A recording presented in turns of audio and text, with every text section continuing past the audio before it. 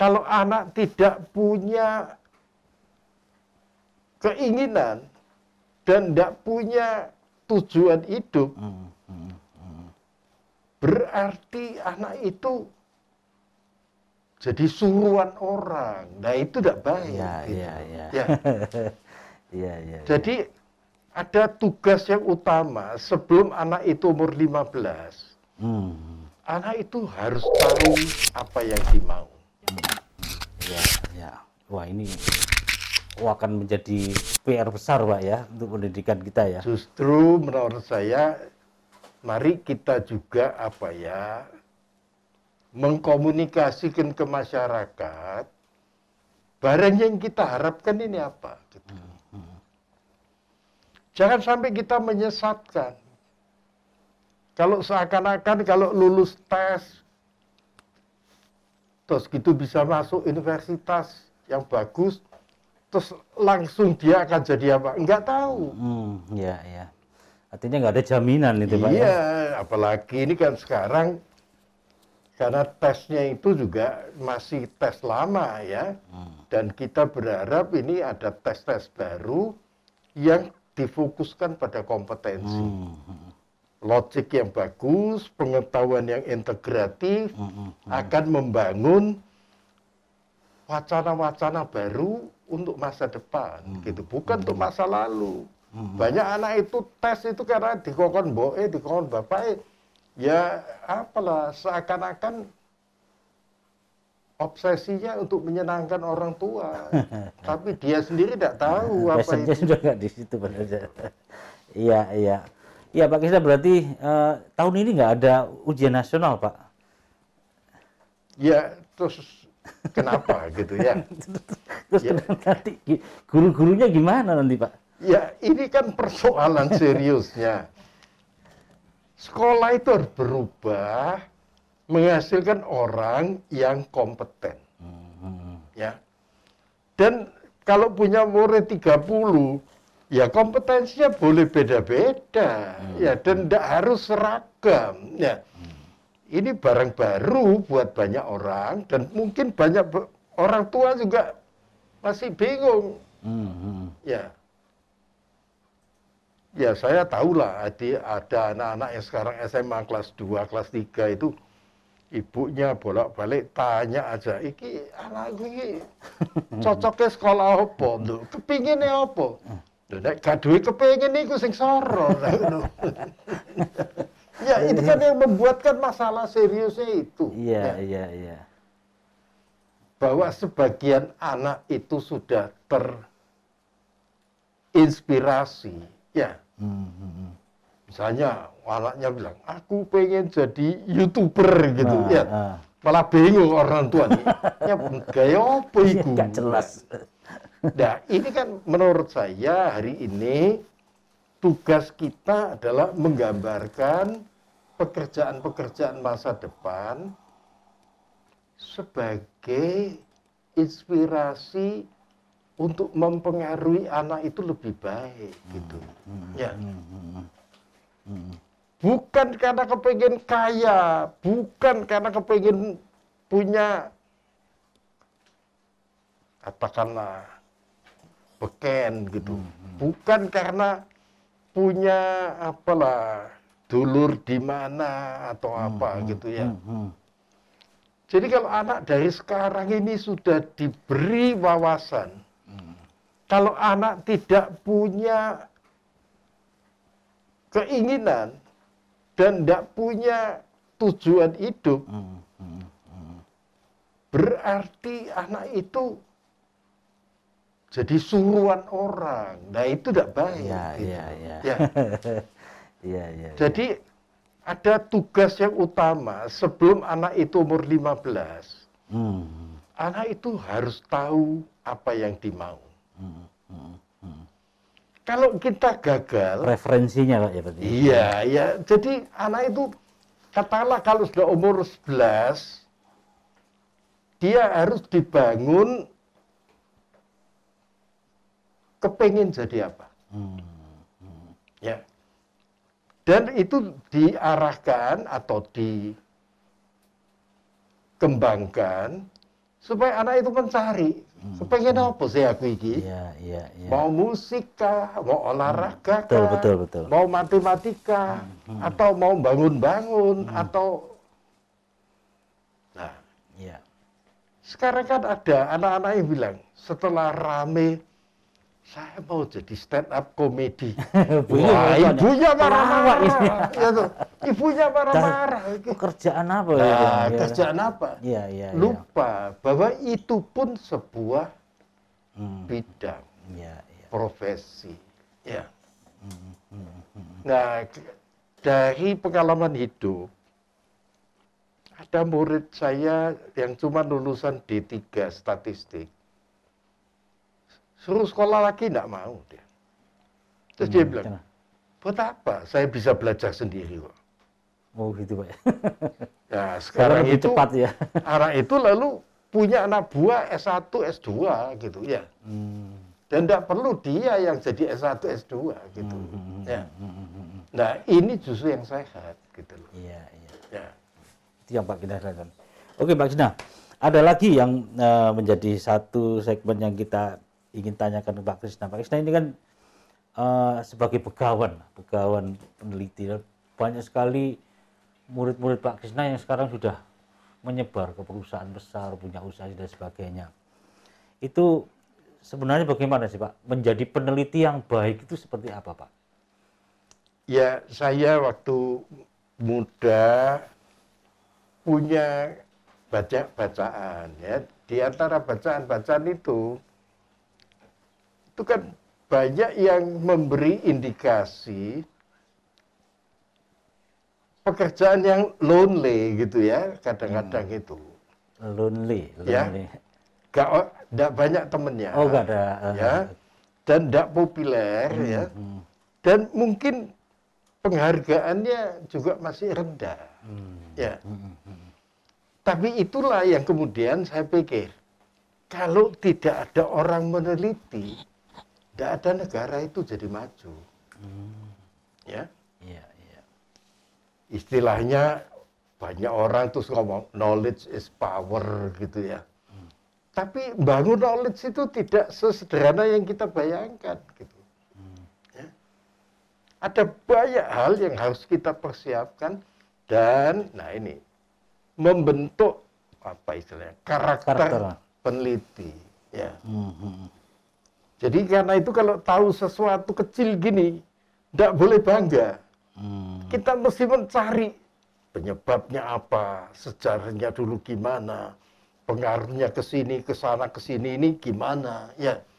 Kalau kita sudah bisa ngumpulkan dari banyak ini, baru kita mengerti sesuatu itu lebih utuh. Nah, pekerjaan peneliti itu dulu dianggap pekerjaan remeh gitu, ya.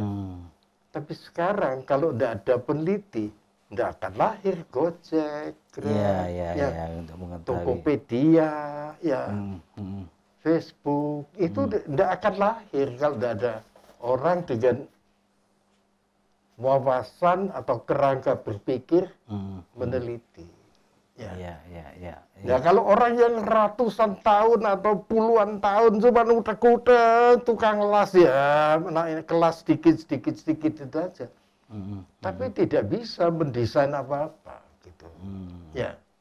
Nah, hari ini kita butuh banyak peneliti karena tugasnya adalah mendesain, mengintegrasikan ada IT, ada teknik ini, ada logam, ada kimia, ada apa,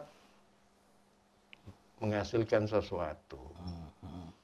Nah, ini kan persoalan seriusnya, perubahan cara berpikir ini menjadi penting. Ya. Dulu kan ada orang kalau mikir mau sekolah apa, teknik mesin, mau apa, mau jadi montir gitu. Oh. Gitu. Hari ini harus dirombak itu. Saya ingin belajar energi supaya Indonesia ini hemat energi, PLN itu murah dan mudah gitu. Nah, kalau tidak ada pemikir kayak melahirkan mobil listrik gitu. kita listrik itu ya masih terus bakar minyak aja, ya.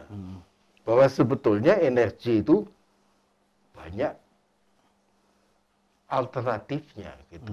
Ya, kita punya matahari 4-5 jam Source-nya sehari, banyak. tapi tidak jadi apa-apa gitu. Belum, ya. Tapi untuk membuka ruang itu sebenarnya peran yang paling besar itu dari mana, Pak? Apa pemerintah atau masyarakat? Ya, kalau pakai teori lama, kita selalu mengandalkan biaya pemerintah. Ya, tapi dalam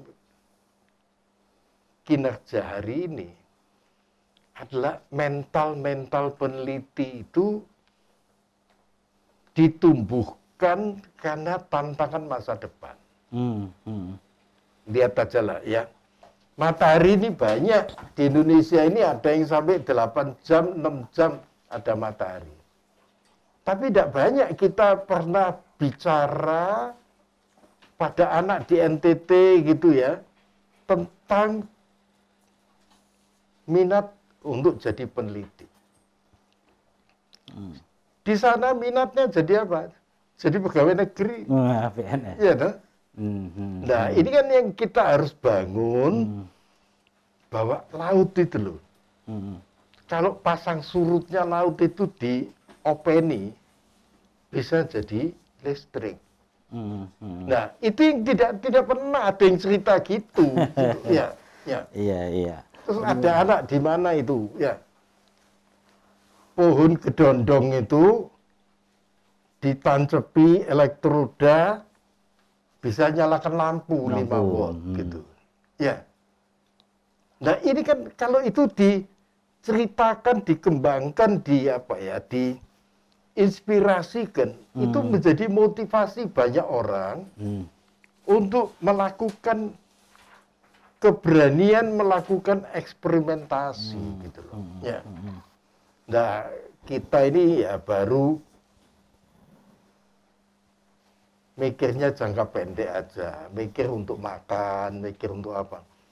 Tidak salah, tapi banyak sumber daya alam di sekeliling kita yang belum kita apa-apakan gitu. Ya. Panasnya di gunung berapi dibiarkan saja dan tidak pernah jadi apa-apa gitu, ya.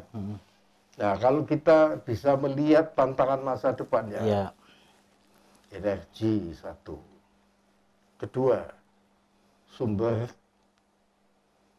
makanan kita, ya. Kita masih terus klasik mengatakan harus tanam di atas tanah gitu, ya. Padahal sekarang sudah banyak cara, hidroponik, aquaponik, ya. Yang tidak seluruhnya bersumber hanya dari tanah dan air. Ya.